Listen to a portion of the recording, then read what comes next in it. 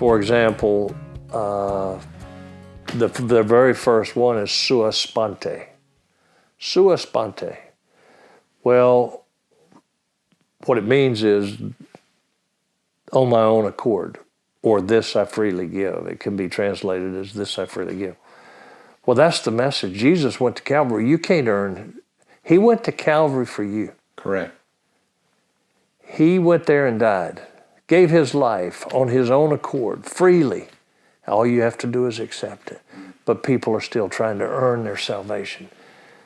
But where did that come from? Where was it popularized? It was popularized in World War II by a unit called Merrill's Marauders in the China-Burma-India theater, where these 3,000 volunteers, all of them were volunteers, went into the jungle of Burma to try and stop the Japanese from invading South China, where Chiang Kai-shek and the Nationalist Army had dug in, and they were there to defend China against the Japanese.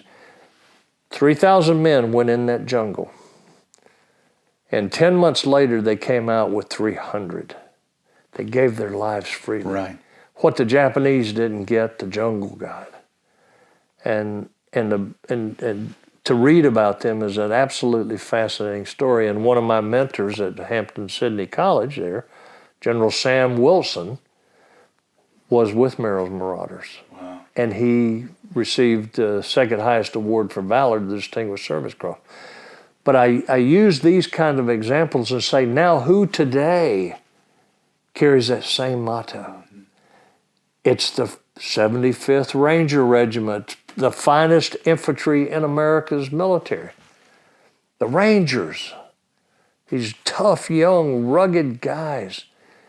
And their motto is Sua Sponte. Well, I was one of the original members of the 1st Ranger Battalion at Fort Stewart, Georgia. And the commander of that unit would stand up and he'd say, men, you're the descendants of Merrill's Marauders. Their motto was Sua Sponte, this I freely give. And one day your nation may ask you to do the same thing that they did with these men. Are you ready? Are you prepared? Are you willing? And you need to think about it, because you're the descendants of these great men, these great warriors. Well, if we as Christians could understand that we need to take that message that Jesus, you can't earn it. All the ritual in the world is not going to earn you a place in heaven. You know, it's okay if you do these things, but that's not salvation. Baptism is not salvation. You know, you need to be baptized, but it's not salvation. Communion is not salvation.